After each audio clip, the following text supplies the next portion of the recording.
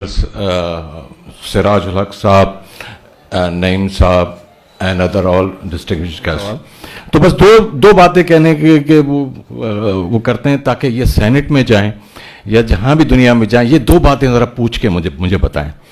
तो ज़रा गौर तलब बात है, हज़रत दाऊद और उनका बेटा सुलेमान, जिसको ताकत मिली, हुकूमत मिली, वो लोहार थे।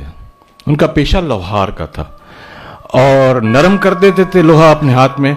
तो तभी ज़बूर में, जब वो ज़बूर आपको पता होगा कि नज़मों की किताब है, नज़मों की इल्हामी किताब है, शायरी है अल्लाह की। तो जब ज़बूर पढ़ते थे लोगों के दिल नरम होते थे। तो वो कौन था? लोहार। और उसकी उम्मत कौन है? यहूदी।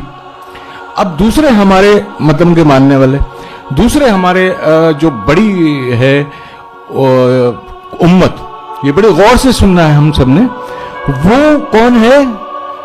ईसाई।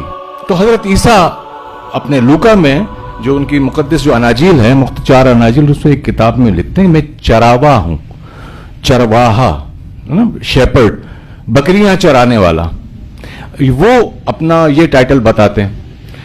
तो यहूदी की उम्मत मतलब लोहार की उम्मत, चरावे की उम्मत। आका अलैहिस्सलाम कौन है? वो क्या कहते हैं अपने आप को? बुखारी की दूसरी या शायद तीसरी जिल्द में फरमाते हैं कि मुझे उस्ताद बनाया, मौल्लिम। मतलब उनका काम टीचिंग था, टीचिंग करते थे, उनका काम टीचिंग था।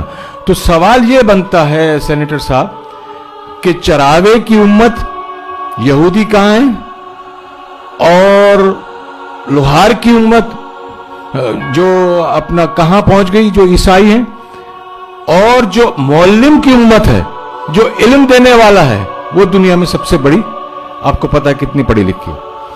तो ये मौल्लिम के साथ ज्यादती क्यों हुई? और बस आखिरी दूसरा सवाल जो आप कहीं कर दीजिएगा, अगर जवाब मिल जाए। सादिक और अमीन, ये 2 नामों से काफर भी जानते थे, इज्जत करते थे।